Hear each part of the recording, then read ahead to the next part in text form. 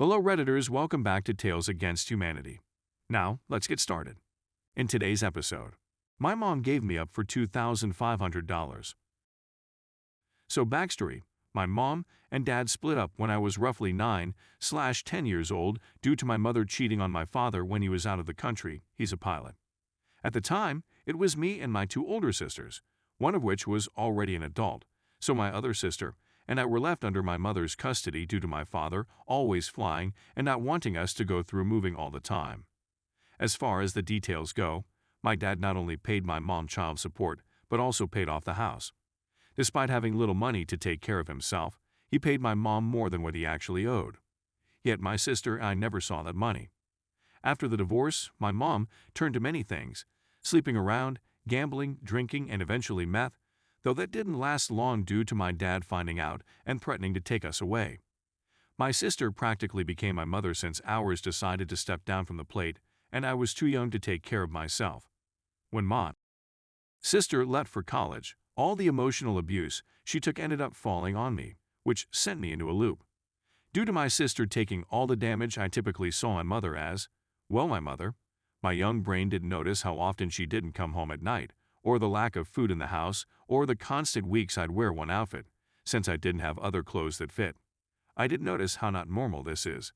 Heading into high school, it became more and more obvious this wasn't right at all, yet I still loved my mother. We bantered and ate fast food together, and she was proud of my accomplishments. But she had her moments, dropping huge hints that I'm too boyish like my dad, refusing to let me cut my hair, pressuring me into wearing makeup, heels, dresses, convincing me I don't need therapy as my therapist at the time made me uncomfortable, one of those Christian therapists that made everything about God. While I am a Christian, it didn't help the conversation and so on. Meanwhile, my dad met a woman and they fell in love.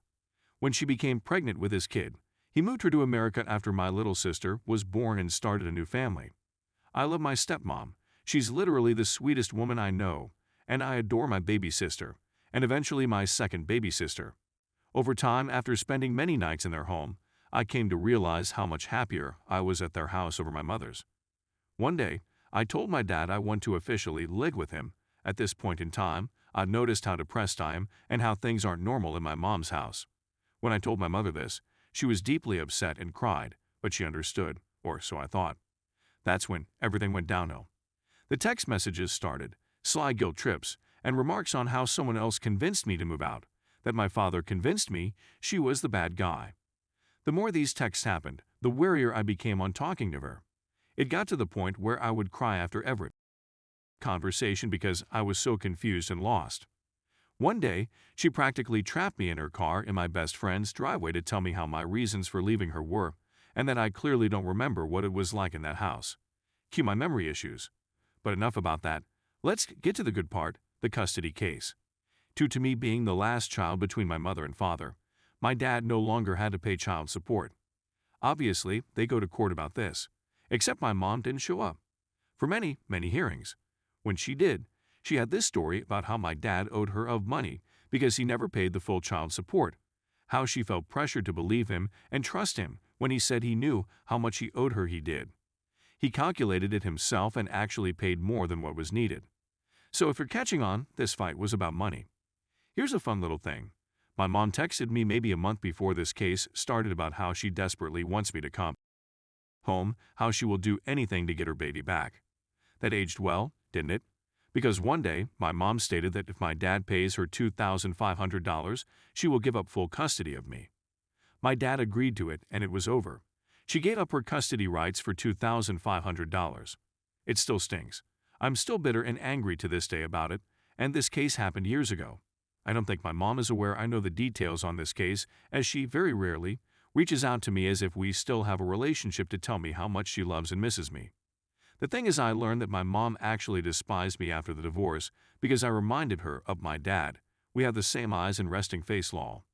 My mom just loves being the victim and even tried to convince my sister she doesn't remember doing all the stuff she did to us.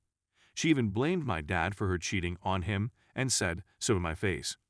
I haven't had a real conversation with her since Christmas, over the phone off, and haven't seen her in person since maybe before the pandemic.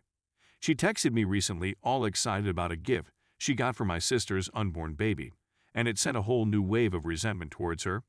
I stopped trying long ago to have a relationship with her, as she doesn't try in return and will continue to do so until she admits her wrongs, apologizes, and actually tries to be a mother for once in her life. Until then, my only mother is my lovely stepmom. Story 2. Messed up mothers attacked me for alerting them that their teen daughters had been hanging out at an offender's home. We have a known convicted predator living in my town. He was convicted of traveling to meet a minor for when he was in his 30s. He's in his 40s now and still has a compulsion to sleep with teenage girls. Since he has a large home out in the middle of the countryside with no neighbors, he uses it as a way to get access to teen girls by throwing parties at his house and inviting high school girls to come and party at his house. He gives them alcohol and weed, and of course they go party at his house because that's what teens do. I came across a photo of a group of teen girls in his living room during one such party while the offender was smiling in the background with them. Since I am a middle-aged adult and don't have any teenaged kids yet, I didn't know the identities of any of the girls in the photo. So I privately shared the photo on my Facebook account and asked any of my FB friends who are parents if they recognized any of the girls in the photo and to please alert their parents. I wasn't trying to shame the teen girls or to get them in trouble. I just wanted their parents to be aware that their daughters were unsupervised in the company of a very dangerous predator.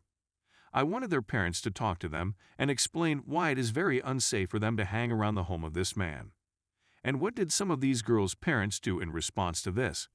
2 of them contacted me and cussed me out and threatened me because I had no right to share that photo of their daughters without permission.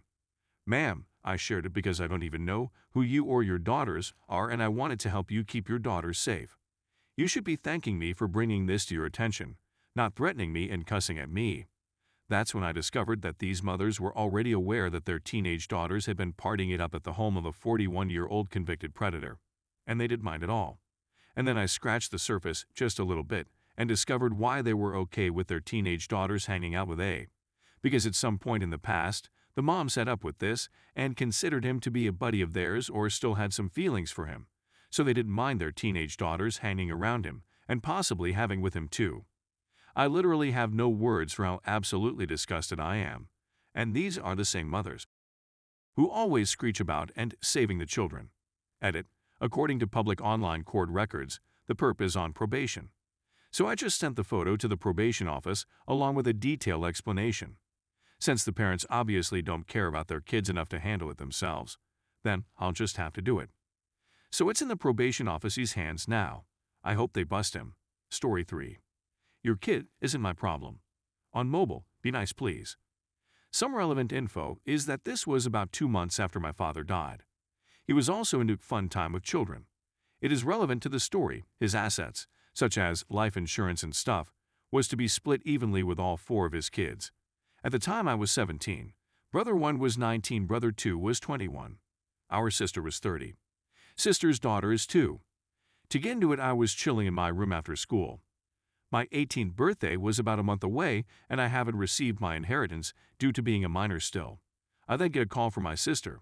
The EP of this story, and the convo goes something like this, not 100% accurate, as this happened about 3 years ago. Ep, hey OP, how are you doing? She never calls, so I am pretty confused. Me? Good? Just at home chilling. Ep. Good, that's good. I'm thinking about Dad again and how close we were. You know he was like my best friend.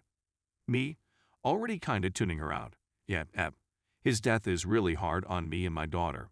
Considering what happened, me? A hot Ep. So I was wondering if you were willing to give me $5,000 of your inheritance so I can send daughter to a private school. Since she was the one who suffered the most. She deserves it. Me? Tuning back in at this point. What? Ep. Yeah. Since you know she is the one that suffered the most.